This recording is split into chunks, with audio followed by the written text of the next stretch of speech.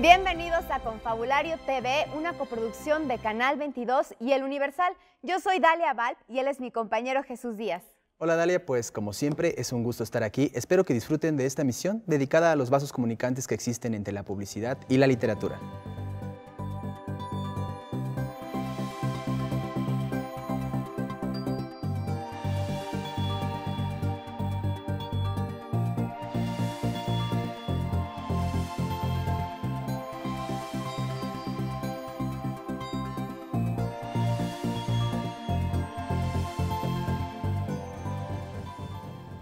Si un territorio común tanto de la literatura como de la publicidad es la palabra, ¿cuáles son los puntos coincidentes y divergentes entre ellas?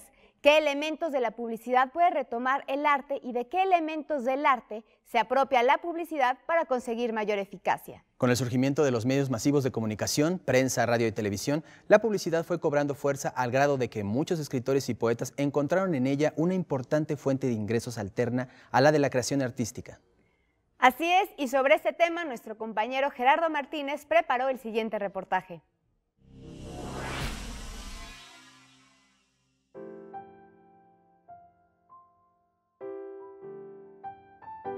En México, decenas de escritores desde Salvador Novo, Javier Villaurrutia, hasta Fernando del Paso, entre otros, han vivido de la publicidad. Que la publicidad es universal, que es la misma, idéntica en todo el mundo y que está basada, esto lo digo yo, en nuevo, mire, ahora ya está aquí, mejorado, compre. Ahora, ¿cómo lo digas? Eso era la genialidad y es la genialidad de estos hombres. Sin embargo, para el poeta Cristian Peña, esto no lo hace distinto al resto de creativos con los que trabaja. Aunque al principio te dicen, si eres poeta o eres narrador o te dedicas a la literatura, podría ser creativo, podría ser un buen copy. Pero lo único que los ligas que tengas buena ortografía. La vocación literaria es un rasgo que distingue a algunos copies, quienes cultivaron la creación y la traducción poética en medio del ajetreo publicitario. Yo me acuerdo un día de Francisco Hernández, que salió por los pasillos gritando a una secretaria: y no me pienses, y no me guardes en la memoria. Y aventó la puerta. ¡Pac! Y hoy día abro su libro y hay un poema primoroso que empieza diciendo: no me pienses, no me guardes en la memoria. Aun cuando el anecdotario es abundante, otras opiniones sostienen que si ambas actividades se nutren de la palabra, sus objetivos son distintos. La publicidad no vende por sí sola, se necesitan muchísimas cosas detrás para que eso hoy en día ocurra, ¿no? Y el objetivo de la poesía no es vender, el objetivo del poema es, quizás en todo caso, perdurar.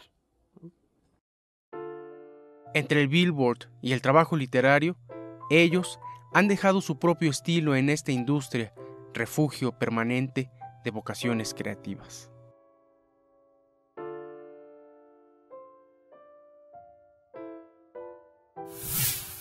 Sin duda, la creatividad y la imaginación son dos elementos que comparten estas actividades. ¿No es así, Dalia? Claro que sí, y además de eso, es fundamental el dominio de la palabra, saberla dotar de forma y de contenido a los mensajes.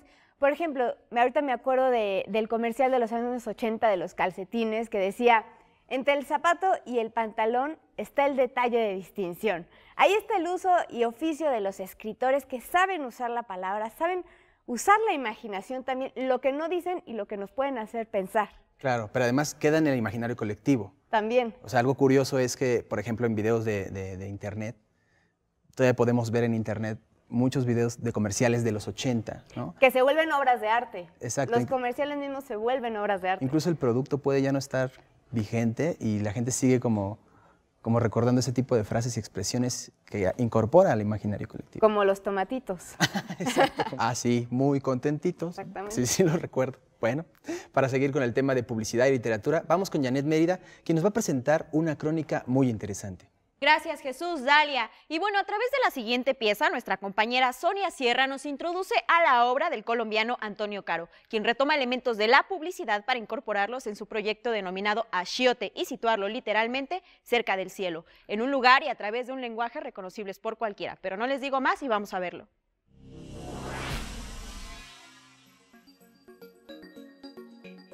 ¿Qué hace una obra de arte en un espectacular? Eso se preguntaron muchos al pasar por el Parque España, donde estuvo una pieza de Antonio Caro, artista colombiano. Su proyecto Achiote fue parte de Sonora 128 de la Galería Curimansut. Yo me he inspirado mucho tanto al nivel de la forma de los colores como al nivel de conceptos en todo ese mundo que se llama publicidad. Achiote es una pieza en la que Antonio Caro combina un producto de uso tradicional en América Latina, muy común en México y Ecuador y más raro en Colombia, con una imagen de la publicidad que todos los ciudadanos reconocen. La publicidad es como un misil. Se dispara un misil para que llegue directo a la cabeza de las personas. Así yo también trato de que mis producciones, comillas artísticas, lleguen directo a la cabeza de las personas. La obra de Caro consigue una comunicación muy precisa con los espectadores. Eso ha pasado con otras series suyas como Colombia Coca-Cola o la llamada Todo está muy caro, que juega con su apellido. Yo creo que si el artista no comunica sus cosas, no va a obtener respuestas. En esta época se necesita el comentario, la respuesta de las personas. Sin personas, sin observadores, el arte no existe. Las herramientas de comunicación de la publicidad son una vía de relación entre el público y la obra de arte. Lo que nos recuerda Antonio Caro es esencial. Sin el observador, sin la persona que mira e interpreta la obra artística, esta no está completa. ¿Qué les parece si antes de ir a un corte comercial les mostramos algunas imágenes que forman parte del rescate fotográfico del diario El Universal en el marco de su 100º aniversario? Estas imágenes corresponden al fotógrafo vanguardista Agustín Jiménez. Vamos a verlas.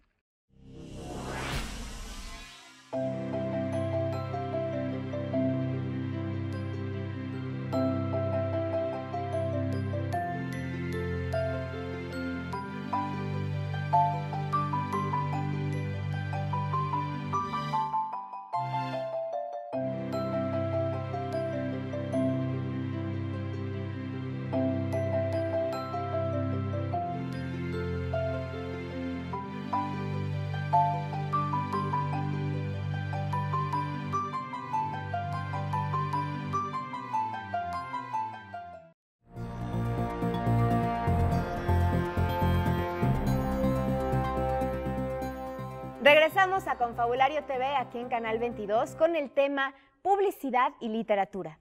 Y bueno, enseguida tenemos el comentario editorial de Julio Aguilar, quien es el editor de Suplemento de Cultura que aparece todos los domingos en El Universal. ¿Qué tal, Julio? Hola, ¿qué tal? Pues la cultura abarca aspectos mucho menos obvios que las bellas artes y la literatura. Guste o no, la publicidad es parte del hombre moderno. Comemos con ella, dormimos con ella, soñamos con ella, en fin, pero detrás de ella hay muchos creativos y creadores relacionados estrechamente con la cultura. Fotografía, literatura, plástica y una serie de otros aspectos culturales están detrás de este quehacer que no solo genera publicidad, también genera una serie de aspectos que son parte de la cultura popular. Cuando hicimos este programa nos dimos cuenta que mucho de ello solamente es historia oral. Hay un montón de cosas que documentar por publicaciones periódicas y también de analizar por estudios culturales. De esto es lo que estamos haciendo en Confabulario Televisión.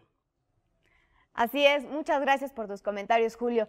Y justamente me hace pensar que los publicistas, como los artistas, están en constante innovación, en crear O sea, son aspectos muy similares que por algo se dan juntos, ¿no? Sí. Bueno, la buena publicidad. Claro. También. Bueno, bueno, además México es un bastión, ¿no? De gente creativa, de gente que está inmersa en la publicidad, ¿no? Sí, por supuesto. Aquí en México siempre ha habido creadores que han estado implicados en el oficio de la publicidad y también en México han venido creativos, ¿no? Creadores que han venido de América Latina, ¿no? Para hacer ese oficio aquí. Eso está poco documentado, pero también hace falta documentar cómo la publicidad también ha incidido en algunas muestras de creación, ¿no? En literatura, en plástica, en fotografía, en fin. Uh-huh. Y bueno, así como los escritores han colaborado en la publicidad, también han habido músicos y cantantes que han puesto sus talentos al servicio de esta. Famosos exponentes de la ópera y reconocidos compositores se han dado a la tarea de crear jingles o melodías de corta duración que aún resuenan en la memoria colectiva. Sobre este tema, Alida Piñón nos ofrece el siguiente reportaje.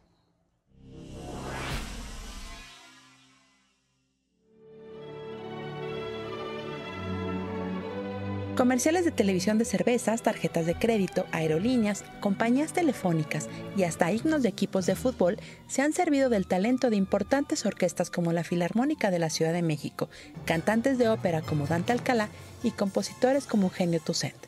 El compositor y director de orquesta Rodrigo Escamilla es autor de obras que al día de hoy se utilizan, como la música del Papalote Museo del Niño y Sanborns. En los años 80, cuando yo empecé a hacer publicidad, solo podíamos hacer comerciales los buenos músicos. Te estoy hablando de Paco Navarrete, Eugenio Toussaint, Rodrigo, no me acuerdo, mi tocayo, Aneiro Taño. O sea, solo podíamos hacer comerciales los buenos músicos porque es un trabajo que exige a veces mucho más esfuerzo que hacer una obra más larga. Tienes que condensar en 20 segundos muchísima información y para esto hace falta una preparación seria. La creatividad de los músicos ha contribuido a que algunos comerciales queden en la memoria de los televidentes. Con frecuencia, se desconoce, por ejemplo, que esa música tan reconocible es una famosa aria de una ópera, una obra sinfónica o una canción napolitana como Funiculí Funiculá. Cuando terminamos el comercial, no tenía el legal. Sabes que algunos productos tienen que tener algunos legales, algunas marcas legales, y una de ellas es consulte a su médico. Entonces, cuando presentamos el comercial, gustó, se aprobó, fue un éxito, pero no tenía los legales. Entonces, ¿cómo decir al final, consulte a su médico? Yo tengo un primo que es cantante de ópera, mi primo Jorge Pérez. Le dije, primo, necesito que vengas ahorita a grabarme un legal. Y entonces, ¿qué? Y se me ocurrió, consulte a su médico, y él lo cantó. Figuras internacionales como los tenores Joseph Calleja, Luciano Pavarotti y Rolando Villazón han prestado sus voces a la publicidad. En México, poco a poco, los músicos profesionales han dejado de participar y existe incluso un estigma. No cabe duda que en esta clase de actividades la capacidad de síntesis es fundamental y ya lo veíamos con el testimonio del poeta Cristian Peña y su incursión en el ámbito publicitario. Desde una visión similar, el invitado del día de hoy nos compartirá su experiencia. Se trata de un reconocido poeta mexicano que este año celebró su 70 aniversario y que acaba de ser distinguido con la Medalla Bellas Artes. Los dejamos con nuestros compañeros Janet Mérida y Vicente Alfonso. Muchísimas gracias, Dalia, Jesús. Y antes de comenzar esta entrevista, queremos agradecer la presencia en el estudio del poeta Francisco Hernández. Francisco, muchas gracias por venir hoy. Al contrario, muchas gracias a ustedes. Hola, Francisco. Bueno, hay territorios comunes, lo hemos estado viendo a lo largo del programa, entre las artes, en concreto la literatura y la publicidad. Hablábamos hace rato fuera de cámaras de una palabra clave que es riesgo. Es una palabra clave para las dos esferas. ¿Nos puedes hablar de este concepto? Pues lo primero que se me ocurre es un texto muy breve que debía haber traído, pero que hasta ahora se me apareció en la mente. Es un breve texto que se llama Anuncio, de Aldous Huxley. Y Huxley dice que es más fácil escribir 10 sonetos más o menos pasables a escribir un comercial de radio o de televisión de 20 segundos más o menos, que convenza a alguien o a mucha gente de comprar lo que ni siquiera necesitan, ¿no? Eso es correr el riesgo de los dos lados. ¿Recuerdas tus primeras campañas publicitarias y de qué manera vivías estos riesgos en ese entonces? ¿Puedes comentarnos un poquito cuáles eran estas? Mira, yo empecé siendo como el cácaro de una agencia de publicidad. Ahora ya eso no existe, ¿no? No existe pasar comerciales de 35 milímetros ni de 16 milímetros, ¿no? Y así me fijé qué es lo que hacían los copywriters, los creativos, y pensé que podía yo también escribir. Me pasaron al departamento de redacción, pero estando ahí ya no se me ocurría nada, curiosamente. Y me dijeron, te vamos a regresar al departamento de producción. Y yo dije, no, yo quiero ser copywriter, y me salí. Y dijeron, no vas a encontrar trabajo, no me importa. Y me salí y encontré trabajo. Y en esa nueva agencia conocí a un poeta, Francisco Cervantes, que además de que me guió en cuanto a la creación publicitaria, también me abrió la puerta hacia la literatura. Empecé a darme cuenta de la cantidad de escritores, de poetas, de novelistas que eran publicistas. Y dije, esto es lo mío, yo aquí me quedo. Por los dos lados, por los dos rieles puedo transitar, ¿no? Y por eso me quedé. Recordando precisamente a Francisco Cervantes, otro que trabajó en publicidad, que es García Márquez, decía que los títulos que más envidiaba de libros eran los de Francisco Cervantes, ¿no? Y me quedo pensando en qué es eso, ¿no? Es un poco un trabajo de gambusino, el del poeta y el del publicista, es estar buscando, acuñando la frase precisa. En ese sentido, ¿qué le enseñó el publicista al poeta Francisco Hernández? Para volver a las palabras de Flaubert, la búsqueda de la palabra exacta, ¿no? No te puedes equivocar o echar a perder un tiempo que te han dado o un espacio que te han dado, ¿no? Eso te lo da también, o te lo exige también, la poesía. La poesía es hacer que suceda algo extraordinario en un momentito, con unas cuantas palabras, ¿no? Una frase de Robert Graves, que es cuestionable, pero muy cierta en muchas cosas. No hay dinero en la poesía y no hay poesía en el dinero. Entonces dice, ¿es cierto o no es cierto? ¿Corro el riesgo o no corro el riesgo? Y ahí es donde decides si lo haces o no lo haces. Francisco, ¿qué te parece si nos permites un momento? Vamos a hacer una pequeña pausa, pero en un ratito continuamos con la entrevista. Estamos en Confabulario TV con el tema publicidad y literatura. Regresamos.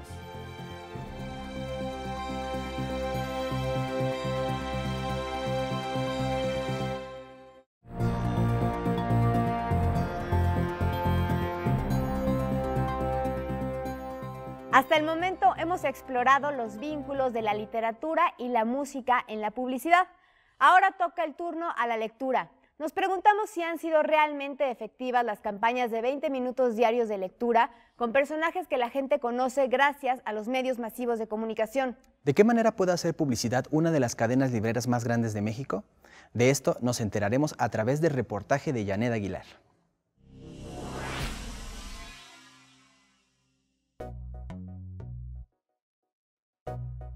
En separadores, morrales, postales espectaculares y parabuses, usando frases irreverentes, sarcásticas, cargadas de humor y albur, con personalidades y gente famosa, en México se hace publicidad con la lectura. Es bastante probable que todas las personas hayan pensado alguna vez que leer es bueno y no hace falta que se les diga, pero el problema no es que se les diga, sino el problema es cómo conseguimos que esas personas se integren a una cultura que de hecho siempre ha estado ajena a ellos.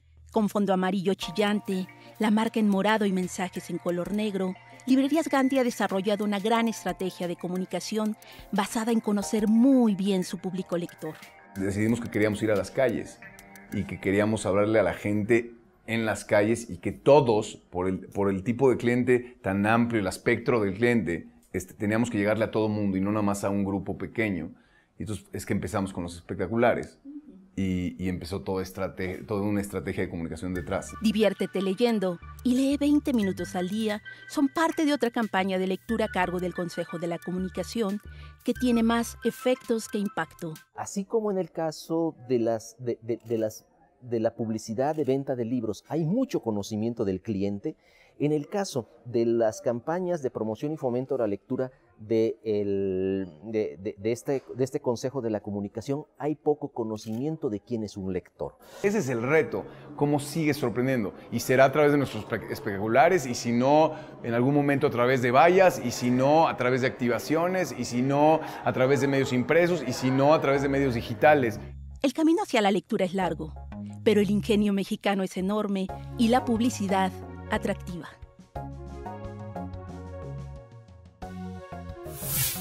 Bueno, después de haber visto esto, no podemos dejar de señalar el gran reto que tienen las agencias publicitarias en combinación con los promotores de la lectura. Y habría que definir con cuidado las estrategias a seguir. El carácter obligatorio que muchas veces se le ha dado a la lectura en las escuelas o incluso en el propio hogar aleja irremediablemente a los jóvenes de la lectura. Debemos apostar por compartir el gozo de encontrarnos a nosotros mismos y al mundo que nos rodea en las páginas de un libro. Pero ahora continuamos con la segunda parte de la entrevista con nuestro invitado de hoy, el poeta mexicano Francisco Hernández. Bueno, Francisco, pues ya en esta segunda parte de la entrevista me gustaría preguntarte, ¿en algún momento tu trabajo dentro de la publicidad bloqueó tu trabajo como poeta? ¿Fue algún problema o por el contrario? En todo caso fue al revés, o sea, por el contrario. Resultaba un estimulante, una seguridad, y muchas veces el orden se alteró. Hacía publicidad o trabajaba haciendo comerciales en mi casa y o escribía poemas en la oficina.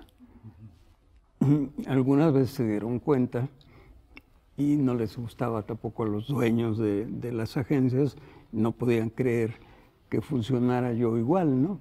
Hay en estos temas y en este ámbito muchas leyendas, o por lo menos no está confirmado, por ejemplo, que algunos eslogans los hubieran escrito los autores a quienes se les atribuyen. Se mencionaba ya, por ejemplo, el de los tomatitos atribuido a Fernando del Paso, o el mejor mejora mejoral, que todo el mundo atribuye a Salvador Novo, pero tú has señalado que es más villaurrutiano, por supuesto.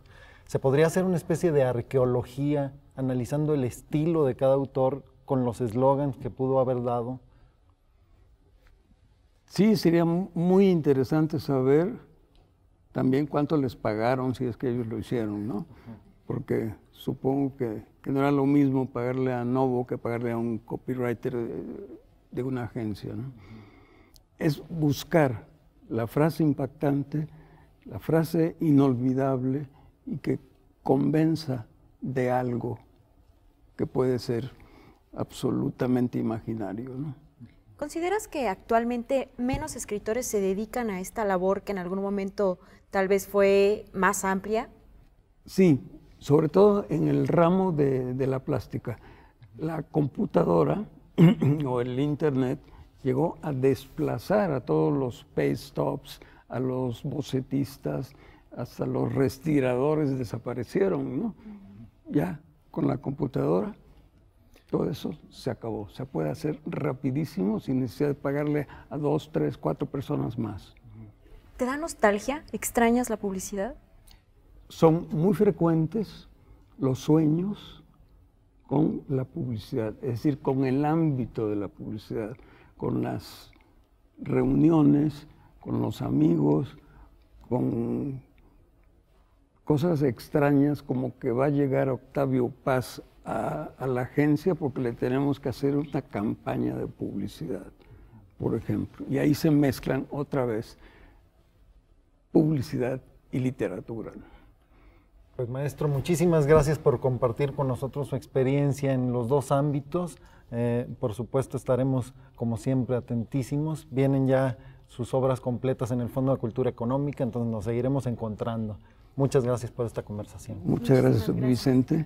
Muchas gracias a ti. Muchas gracias, Francisco Hernández, por compartirnos su experiencia en este programa.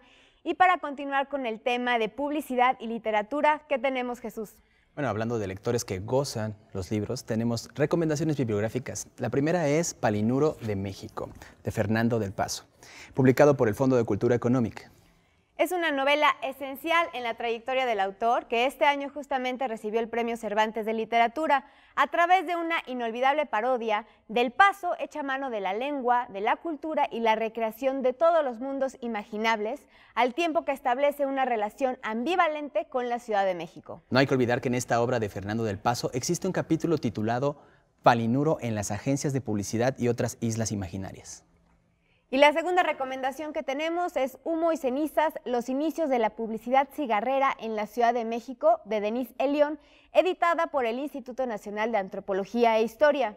Con más de 500 páginas, la investigadora narra los orígenes de la publicidad cigarrera a finales del siglo XIX y principios del siglo XX, ya en el pleno auge porfirista. Uno de los aspectos que aborda el libro es el pleito que sostuvieron públicamente la cigarrera del buen tono y la tabacalera mexicana, en un momento en que todavía no existían los códigos de ética, situación que al final derivó en jugosas ganancias para las productoras, gracias a la modificación de los hábitos de consumo de los mexicanos, quienes, influidos por la publicidad, adoptaron un nuevo estilo de vida.